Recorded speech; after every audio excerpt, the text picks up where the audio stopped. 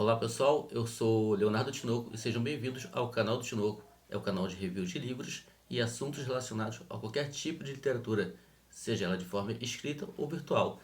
Trago novamente aqui esse livro, A Grande Guerra.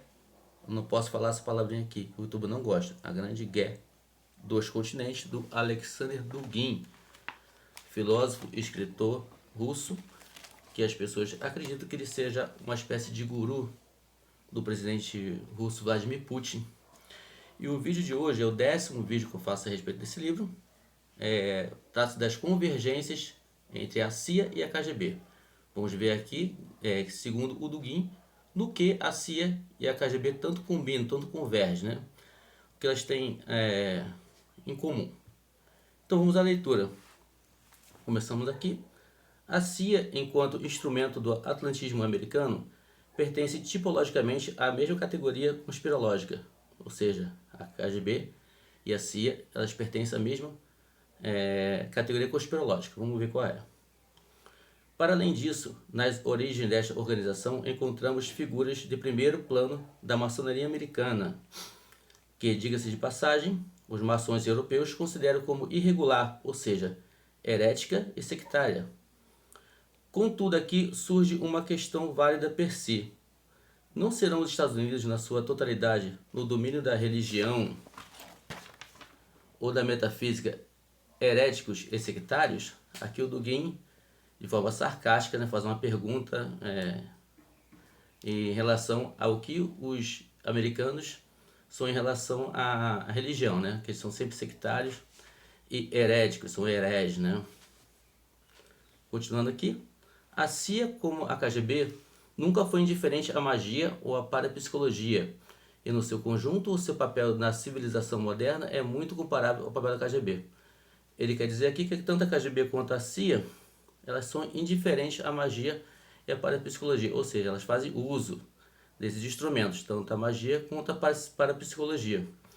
Inclusive, é interessante a gente ressaltar que nas décadas de 70 e 80, os Estados Unidos sempre fizeram lá um trabalho de busca de pessoas que tinham uma espécie de dom, uma qualidade que eles acreditavam ser de sobre-humanos, né? Inclusive, no momento que eu estou gravando esse vídeo aqui, tá na Netflix um vídeo a respeito do único, que fala que é o único registro de possessão demoníaca, né? Oficializado, que é a história da Judith Winstead, acho que se lê assim, Judith Winstead. É uma mulher que ela foi voluntária no fazer esses testes e ela desenvolveu umas qualidades que eles acharam interessantes, né? Eles faziam um teste assim, com carta de baralho, botava para ela tentar adivinhar a carta era aquela, para mover certos objetos, e ela fazia isso. E acreditava que ela tinha um poder paranormal, né? Tal da parapsicologia. E aprofundando nesses estudos, a levaram até uma base americana, no qual lá fizeram vários testes, e ela começou a gravar a sua qualidade, né? Começou a ter formas meio que sombrias de agir, já não aparentava ser a mesma pessoa e estava sempre agravando a condição dela. E até identificaram isso como sendo uma possessão demoníaca. E fazendo esses testes nela, já estava nessa fase, já estava de camisa de força, ela já estava já totalmente amarrada, acorrentada numa cadeira. Pegaram, né? E a colocaram tipo, uma videoconferência, né? Uma videoconferência nos que eles tinham na época, né? A qualidade tecnológica não era como a de hoje. Com o celular você faz isso, mas botaram uma câmera e um visor, né? Um televisor. E do outro lado desse televisor, simultaneamente filmado, estava um militar americano, acho que a patente dele era de cabo. Nunca fizeram um teste, propuseram que ela fizesse dali, asfixiasse esse militar. E ele começou a ficar sem ar, né? Sugeriram isso a ela, ou a entidade estava nela para fazer isso. E ele ficou sem ar de uma maneira que ele não retomava já a condição de respirar, por causa daquele efeito da JUT, ou da entidade que estava tomando conta dela. E para parar aquela, vamos dizer assim, aquele teste, eles sedaram. Assim que faziam com ela quando ela saía de controle, assim, sedaram ela e esse homem, esse militar, voltou a respirar. Vendo esse sucesso, né, esse teste, né, eles começaram a cogitar de usar essa Júdice como sendo uma arma militar, para que ela acabasse com a vida de certos líderes mundiais, no qual os americanos não, né, estavam em conflito. E o primeiro da lista era o Fidel Castro.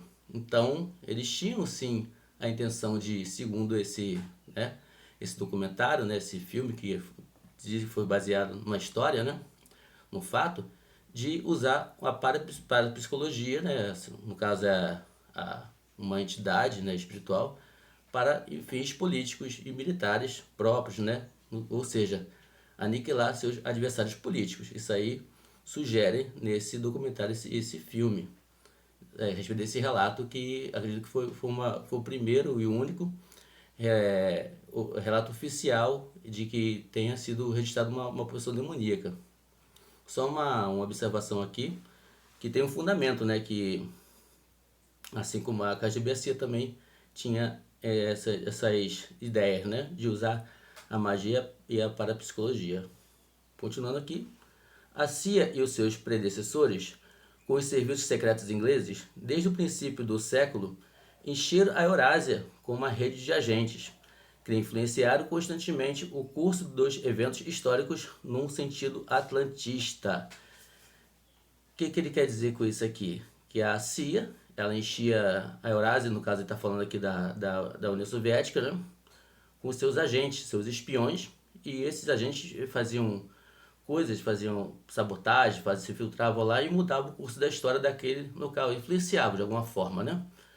E isso até hoje diz que aconteceu aqui no Brasil, que a CIA, tanto a CIA quanto a FBI, interferiu no fim do governo do João Goulart, e aí sim se deu ao golpe, né, chamado golpe militar de 64, que eu acho que foi um golpe civil, mas até hoje as pessoas falam que aquilo ali foi uma coisa da CIA, planejada e orquestrada pelos Estados Unidos através da CIA, e que foi financiada também pela CIA.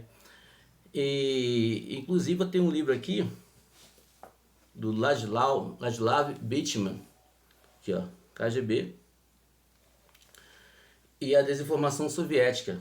Esse Ladislav aqui, ele trabalhava para a KGB, um agente da KGB, e ele conta que essa história é falsa.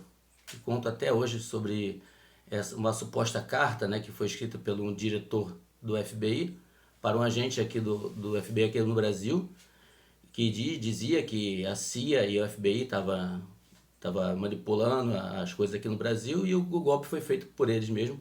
Mas esse próprio agente desmente isso.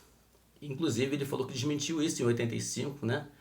Mas para o espanto dele na época, isso não foi noticiado. Por quê? Porque ele comentou, ele deu essa informação a uma emissora de televisão que tinha grande poder de lobby de mídia, né? Que até hoje tem. Não vou citar o nome dela aqui, mas a maior rede de televisão e jornalismo do Brasil em 1985 é a mesma que hoje, em 2023. Então ela, sabendo disso, mesmo assim ela não admitiu. Mesmo ela tendo sido alertada pelo próprio divulgador, o próprio homem que criou essa mentira, né? Então o que o Dugin fala aqui, é possível sim que realmente a CIA tenha feito esse trabalho na União Soviética de desinformação e tenha mudado algum curso da história por lá. Não duvido não. Continuando aqui. De uma certa maneira, é perfeitamente possível falar de uma convergência dos serviços especiais, de uma fusão da KGB e da CIA, da sua unidade de lobby a nível geopolítico. Aqui já fala que a KGB fizeram a CIA, a convergência vai tanto que até uma união para nível de lobby político, geopolítico, né? Isso explica uma tal abundância de supostos espiões soviéticos nas esferas mais elevadas do poder americano, desde Hess até Rutherford, que, segundo certos autores, transmitiu os planos da bomba de hidrogênio aos físicos soviéticos. Aqui ele cita Hess, eu não sei quem é esse Hess, H-I-S-S, quem sabe que venha a ser esse Hess aí, me fala aqui nos comentários, porque eu realmente não sei. E até Rutherford. Bom, esse livro aqui, como eu baixei em PDV, né, imprimi, ele tem certos problemas de tradução. Eu não tenho o original não, o livro original mesmo que eu tô mexendo nesse vídeo aqui, eu não tenho o original. Eu baixei em PDF e realmente não tem uns problemas de tradução. Eu acho que aqui seja o caso. Tanto esse Richter, esse Reservoir, porque esse Reservoir eu acredito que seja o Ernest Rutherford. Ernest Rutherford foi o físico, né, neozelandês, naturalizado britânico, que desenvolveu a bomba nuclear. Porque aqui, continuando aqui, faz sentido se fosse esse Ernest Rutherford.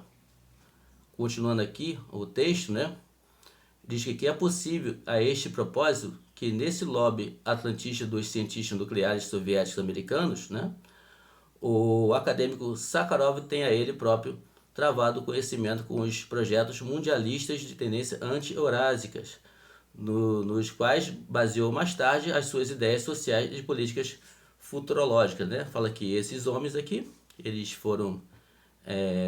são certos autores e transmitiu os projetos de bomba de hidrogênio aos físicos soviéticos. O Sakharov era um físico soviético, ele desenvolveu a bomba nuclear, bomba atômica soviética, foi ele que desenvolveu, e o Dugin disse que ele recebeu essas informações, né? Então, esse Rutherford, creio que seja realmente o Ernest Rutherford. E esse Sakharov é muito interessante a história, de Sakharov. Ele passou de principal químico, físico, o precursor da bomba nuclear soviética, a ganhar um prêmio Nobel, né? Prêmio Nobel da Paz. Então, eu acho muito interessante essa história do o homem que produziu uma arma dessa ser também ter recebido o prêmio Nobel da Paz. Inclusive tem um prêmio chamado Prêmio Sakharov, que até hoje tem, né, que premia as pessoas que fazem algum certo trabalho de direitos humanos, essa coisa assim. Então tem o prêmio Sakharov, é esse um homem no qual inspirou esse prêmio, né? O nome dele tá nesse prêmio. Continuando aqui, é preciso notar que a duplicação da rede de agentes da KGB nos Estados Unidos e em outros países anglo-saxônicos por parte da rede de agentes da GRU ou GRU, né? Pode falar GRU porque tem gente que fala que é GRU, eu falo GRU. Foi um constante e secreto conflito com os agentes vizinhos da Lubyanka, ou seja, foi constante conflito da GRU com a KGB. Esses vizinhos da Lubyanka são os agentes da KGB, porque a KGB até hoje tem outro nome, né? Teve vários nomes a KGB, até hoje ela se localiza na Lubyanka, né? Tanto a sede é a mesma. A sede, o prédio da KGB chama-se Lubyanka, que é o mesmo nome da cidade que fica esse prédio. E dada a concentração radical entre as orientações geopolíticas e mesmo metafísicas dessas duas estruturas secretas soviéticas, seria lógico suspeitar que os verdadeiros e únicos adversários da CIA eram os agentes da GRU e não de modo algum os da KGB.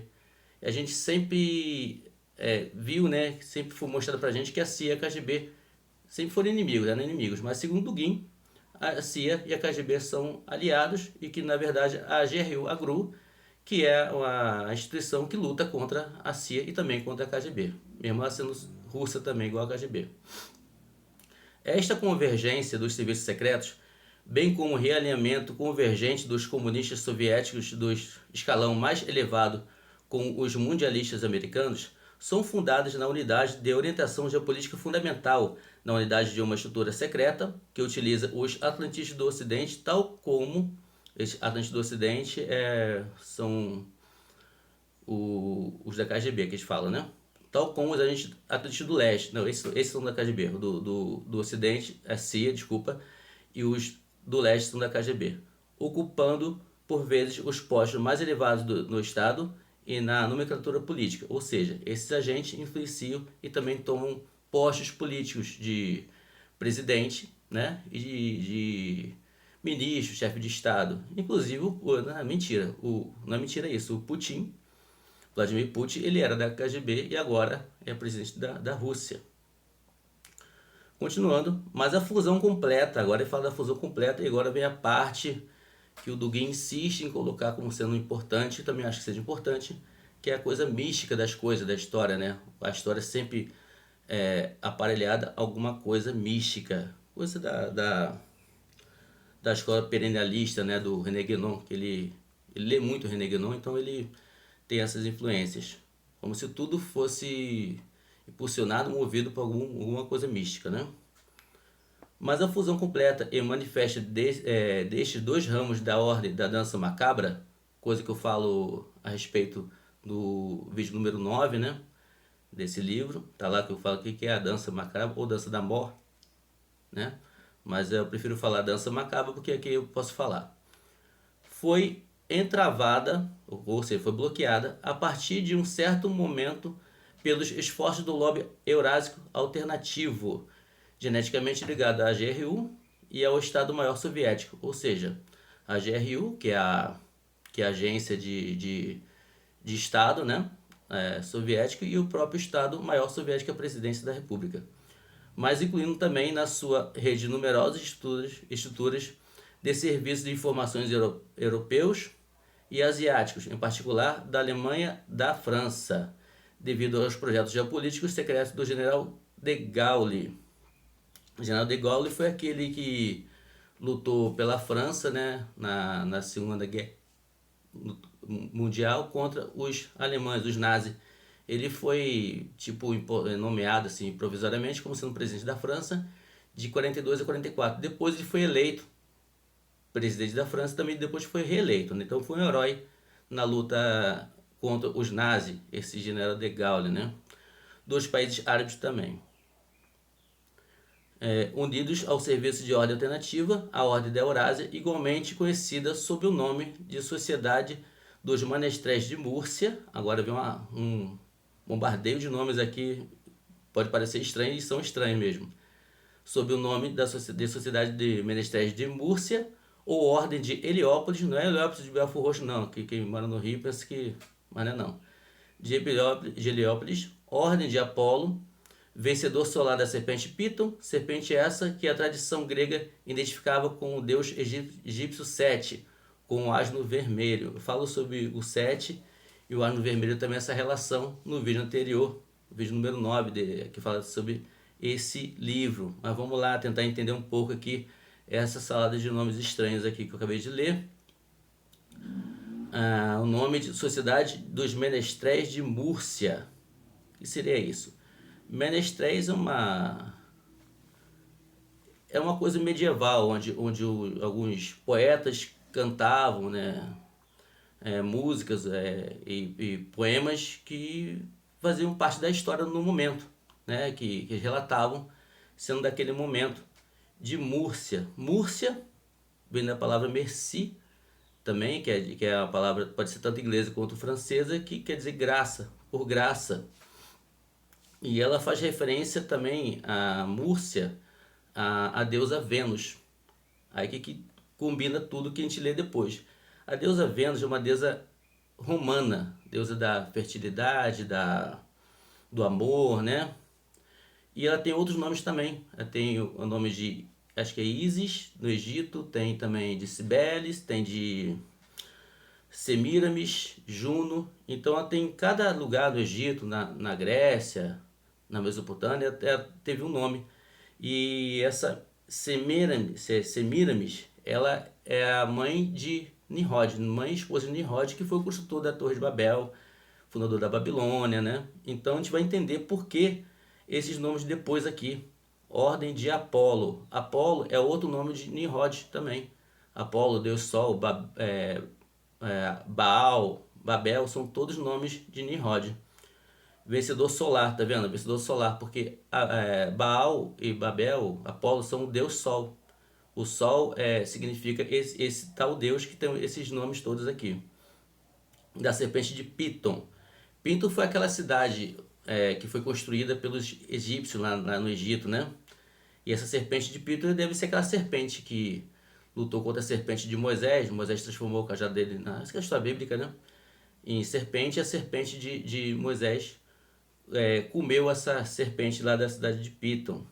Aí continua aqui, serpente essa, que a tradição grega identificava com o deus egípcio Sete, com o asno vermelho. Deus Sete, daquele deus egípcio que eu falo no vídeo anterior, que tem aquela aparência, tem um corpo de um homem, a cabeça dele parece de uma raposa, um coiote, não sei, e que é o deus da confusão, né? Deus do conflito, da guerra, de cor vermelha, né? E o asno vermelho tem relação com ele por ser um animal bestial, um animal confuso, e era feito como sendo sacrifício ao Deus Sete. Toda vez que eles achavam que o Deus Sete estava meio furioso, eles sacrificavam um asno vermelho, tacando no penhasco. Isso eu falo no outro vídeo, né? E ele faz essa relação toda com essas entidades, né? Múrcia, Ordem de Heliópolis, né? Heliópolis é uma cidade também do Egito, para fundir tudo isso nessa ideia que tudo tem uma coisa mística, uma coisa que a história ela é regida por forças sobre-humanas, né? E sempre fala em maçonaria, essas coisas assim. Então esse livro tem muito, é repleto desses termos que às vezes a gente lê, a gente passa desapercebido, a gente tem que pesquisar realmente para saber do que ele está falando, né? E por ter esse teor todo aqui de misticismo, de maçonaria, eu vou encerrar esse vídeo aqui com uma leitura bíblica, como eu faço sempre, que tem relação com isso que a gente acabou de ler aqui. Está em Deuteronômios, então não, desculpa, está em Levítico 20, do 6 ao 8. Tá aqui, ó. Essa Bíblia maravilhosa aqui que eu ganhei. Vamos à leitura. Levítico 20, 6 a 8. Quando alguém se virar para os necromantes e feiticeiros para se prostituir com eles, eu voltarei o meu rosto contra ele, eu eliminarei do meio do seu povo. Portanto, santifique-se e sejam santos, pois eu sou o Senhor, o Deus de vocês. Guarde os meus estatutos e trate de cumpri-los. Eu sou o Senhor que o santifico. Ou seja, vamos ficar longe dessa história toda, né? Não é bom a gente ficar metido com essas entidades, com esse tipo de feitiçaria, né? Deus adverte isso através da Bíblia. Então esse foi o vídeo de hoje. Espero que tenham gostado. Se gostaram, dê um like. Se não gostaram, pode dar um dislike, não tem problema nenhum.